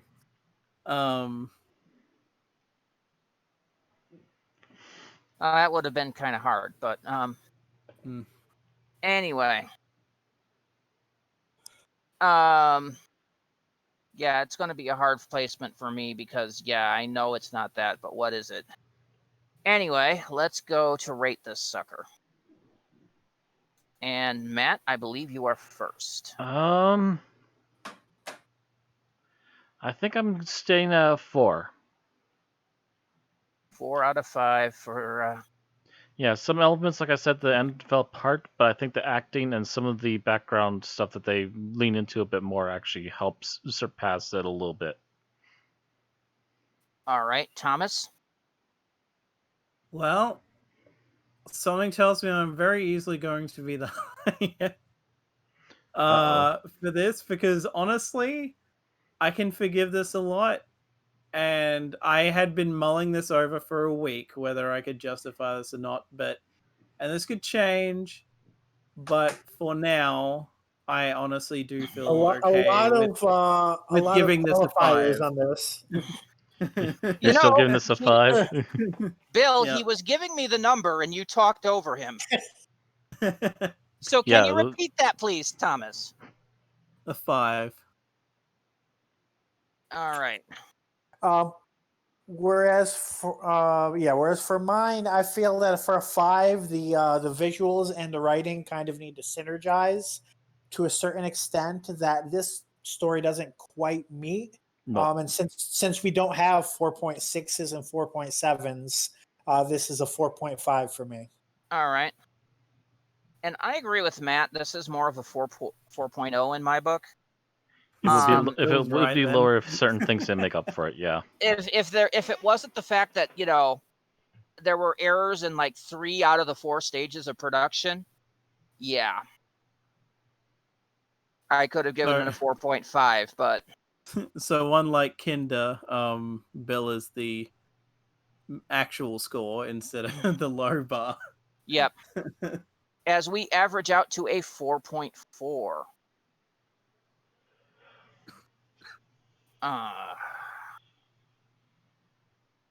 Which will put it in our rankings fairly high and in a lot of friends at number 79. Oh, yeah. It is on par with The Dominators, The War Games, The Terror of the Zygons, The Sontaran Stratagem, The Poison Sky, Husbands of River Song, Father's Day, Edge of Destruction, Face the Raven, The Time Warrior, Partners in Crime. God, this list gets longer all the time. Rise of the Cybermen, Age of Steel, The 11th Hour, The Green Death. It is better than The Three Doctors, Nightmare in Silver, The Ice Warriors, The Dalek Invasion of Earth, The Battle of Ranskorev Kolos, etc. and not as good as Rosa, The Woman Who Fell to Earth, The War Machines, The Invasion, The Rebos Operation, Thin Ice, etc. There we go. Number 79 out of 360 things reviewed. That is all we have to say about Snakedance. All right, so those watching, please let us know in the comments. What do you think about Snakedance? Do you agree with any of our given opinions? Do you rate it lower than any of us did? And how do you feel it compares to Kinda? Don't also forget to like or dislike the video if you feel those ways, and make sure you subscribe on YouTube or follow on Twitch to keep getting our new podcasts. All right, next week we go to the final season of The Fifth Doctor and the first of 2 episodes we have yet to review. We're dropping Nyssa and picking up Turlough, and it's time to face The Awakening. Written by Eric Pringle and starring Peter Davidson as the Doctor, Janet Fielding as Tegan Jovanka, and Mark Strickson as Turlough. See you next week.